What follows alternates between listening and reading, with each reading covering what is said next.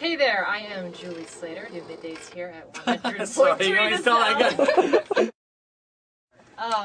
We are in high quality seating at the Sound Studios, and I am sitting here with Tom Chaplin from Keene. How you doing? I'm great, yeah. Yeah, I've finally adjusted to, well, not finally, actually, I'm quite quickly adjusted to the jet lag, or the time zone change. When did you fly in? We got here Monday night, so not bad. We did a show last night. Where'd you play? We played at the Echo in Silver Lake, just a little kind of intimate vibe. And about halfway through the set, I suddenly hit this wall. Like, wow. Red Bull, please. Yeah. I think the thing is, if I have caffeine at that point, then I just get really very anxious, which is not very good for a stage. So I just had to ride it out. It was fine. Cool. The crowd kind of buoyed me through it. They were great. As they should. Yeah.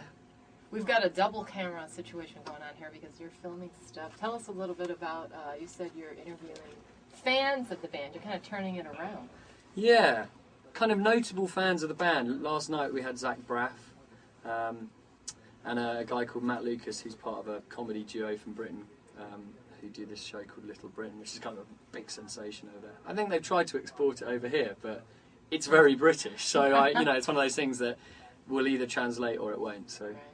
I think they've done all right. So are you working on like a documentary? Or? Well, I'm trying to.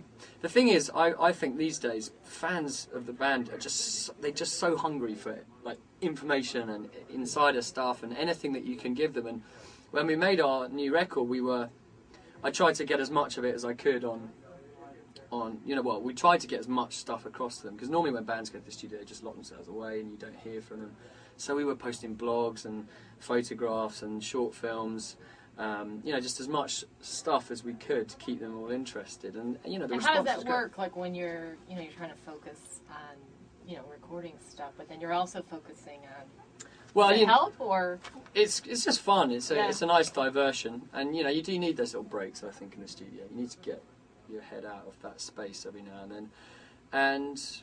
I suppose a lot of the time you're sitting around because someone's doing their bass part or their, backing vocals or whatever it might be. So it's really great. And the great thing about the internet, one of the only great things about the internet is that it allows you to put stuff up immediately. Right. So we did that the whole way through recording the record, and then as soon as we had a song mixed, we put one straight up as well. So it's that immediacy is a really great thing. That's cool. The piracy or whatever it is, the you're illegal not so downloading about is that. not. No, I'm not such a fan of that. Well, tell us about the new CD, Perfect Symmetry, just came out.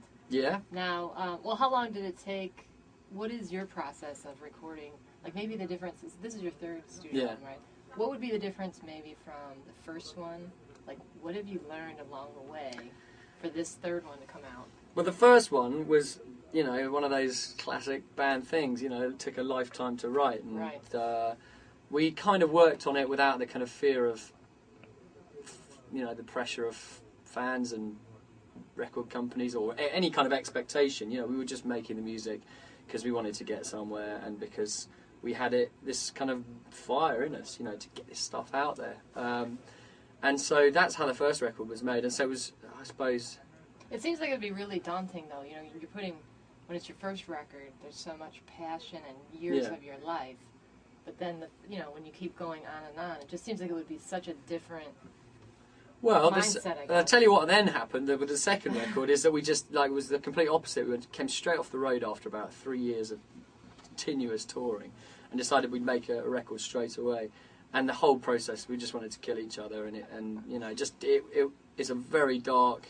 sort of almost kind of quite scary sounding record, It's a sort of document of three people just kind of falling apart basically, and falling apart with each other and disillusioned with the world, and and so that was the atmosphere of that record. But this one we learned from that, with this new one we've said let's make it more like the first record, just get away from that pressure. So we kind of went on this adventure where we went out to Berlin on the train and just decamped to the studio, and it was just four of us. We had a friend of ours who came and played bass, and so we were just there, and nobody else was interfering, and it was this really just great adventure, and we took as much time as we needed, and we didn't have any fear of trying stuff. It was just a really fun, very creative process. So it was much more like the first album, I think.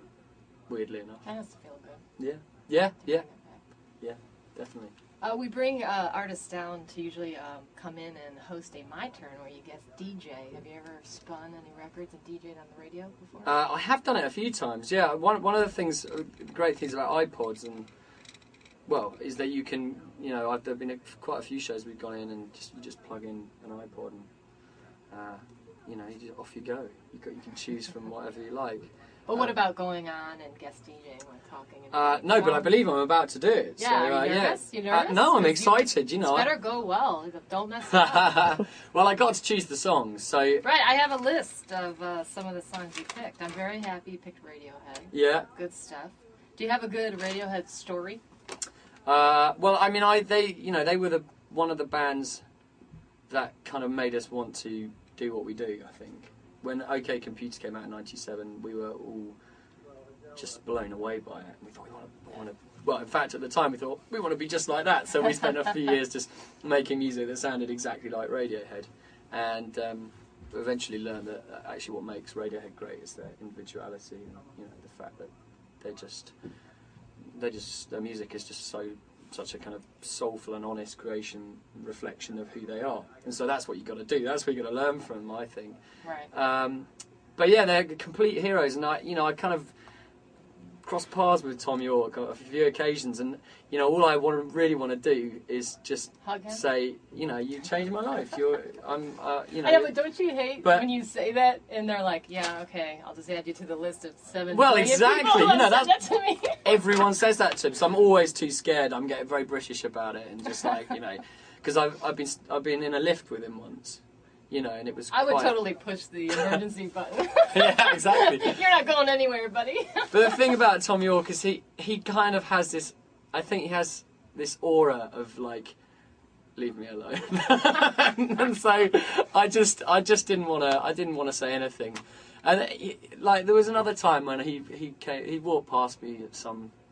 I think it was before the Live Earth stuff in the UK, and there'd been this big kind of gathering of all these famous people and us, and I remember I was just there smoking a cigarette very naughtily. He came past me and he just scowled at me and went, "That's not going to do your voice much good," and then just kind of walked off. That's the only thing he's ever said to me.